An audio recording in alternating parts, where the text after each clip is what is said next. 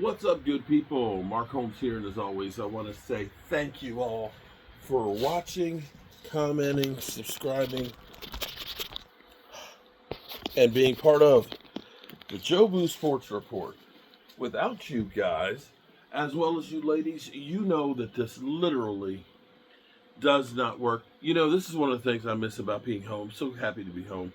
We've had so much work we've had to do at the Red Brick House and things. You know, gotta work. Is I miss my fire pit. I love my fire pit that I can just go boom, and I got a real fire, you know, and I just turn it off just like that. I realized something tonight. I really realized something here.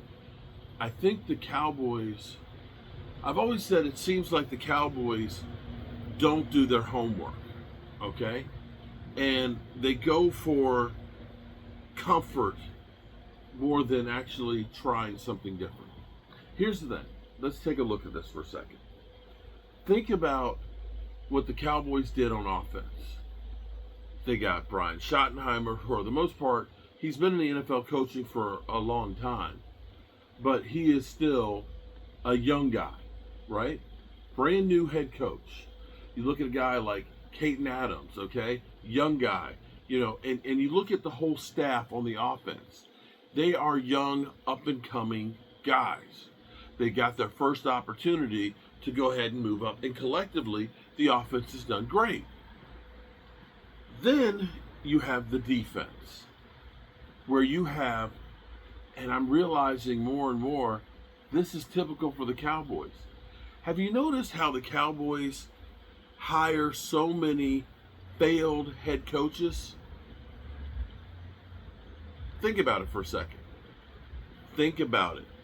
The Cowboys, pretty much after Jason Garrett, or even with Jason Garrett, you look at a Scott Linehan,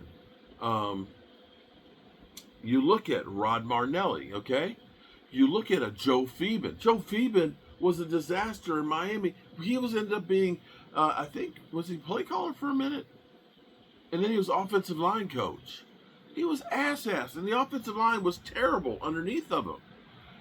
We brought in Mike Zimmer. Now, Dan Quinn, that one was a good one. That one worked out. We brought in Mike Zimmer. We brought, my brain is just slipping. San Francisco former coach, Mike Nolan. Mike Nolan for our defensive coordinator. Instead of the Cowboys saying, let's take a chance on a young guy, and I'm going to continue to point this out. Why couldn't you take a chance on a guy like Al Harris instead of constantly going through with the retreads? We keep going with guys that end up being failures as head coaches and thinking this is a great move. And in the same sense, what are we doing with players? When we look at, players, we go through with guys that have a name. Guys that have been successful, they're just old now. Be it a Dontari Poe or Gerald McCoy or an Emerson Griffin or a Hankins. We don't take chances on guys that are young. And then, when you look at our free agent signings or our trades, they looked at Trey Lance and not looked at what he was doing on the field and saying, he can't stay healthy, he can't play. They looked and said, well, San Francisco gave up 3 number ones for him, so he must be a good player. And this has been in their DNA ever since they got rid of Jimmy Johnson. Think about it. We brought in guys like Ryan Leaf. It's like they don't do their homework. They just go on, Jonathan Mingo. Well, we had a 2nd round grade on him, so we'll bring him in. Well, yeah. People had a number 1 pick on Ryan Leaf, but that doesn't mean he was going to be good down the road because you saw that he was ass and not a leader. And herein lies the problem. I don't think the Cowboys do their homework. They look at Jalen Smith and say, well, hey, he should have been a 1st-round talented guy if it weren't for the injury. How many times have the Cowboys gone in the second round and they just looked at it and said, let's take the guy who should have been a first round talent, because I don't think they're doing their homework. They're not digging deep to find out who are really worthwhile in being that guy. Savon Rebel. Well, he was a first round talent if he had not gotten hurt, but he did get hurt. And here we are, we're at week 9, and our second round pick can't even get on the field yet. He might in another week or two, but you've lost a whole nother season because you continually look at it and say, well, they should have been great, but they weren't. And how many times has that blown up in our face? Tristan Hill, you look at it and say, oh, well, he's a great run stopper and stuff. He's got a little bit of an attitude. He'll be fine with us.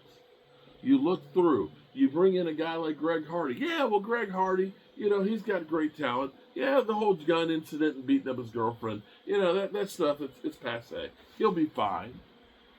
You go through and you say, well, Randy Gregory, he dropped into the second round, because he smoked a little weed. He'll be fine. We keep doing this instead of looking and saying, this is the right player in the second round who can play for us right now. Instead, we're still dreaming about getting that first round guy and selling us hope and bullshit. I will say that Jerry Jones, here's the thing, Jerry Jones saying what he said last night, that, he's too busy to fix the defense because he's out there making some money, really opened my eyes to a lot of the mentality. See,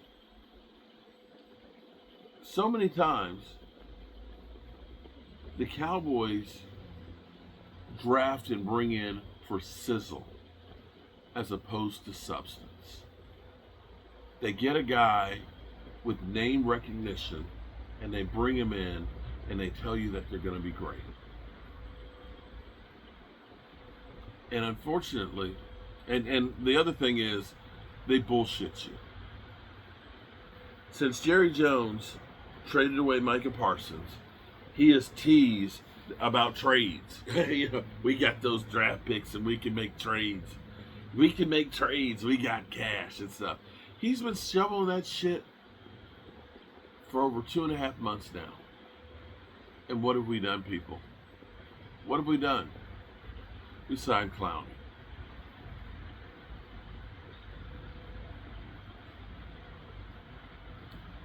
It's time to face facts. Jerry Jones can tell you how he's the right one, that nobody can do this shit better than he can, when everybody's doing this shit better than he can. The reality is from the time he got rid of Jimmy Johnson, he proved that he can't do it. And he continues to prove it over and over again, and seemingly getting us in deeper and deeper and being worse. It's not good over here in Cowboy land, I'll tell you that. It really is not. And it's hard to be hopeful when you're constantly being bullshitted by your owner. Well, good people, I appreciate you guys. And I'm tired. I'm going to go carry my happy ass. No, actually, it's not happy. Carry my behind to bed. Oh, and mind you, remember when they used to say that Mike McDaniels was a genius? You want to talk about a team that's quit. Take a look at the Miami Dolphins. I think Mike McDaniels is going to be fired, and there may be a fire sale on some of those players for the next guy. All right, good people, remember, tell the people you love how much you love them. You might not get the chance again, and I love you guys. God willing, we'll all see each other tomorrow.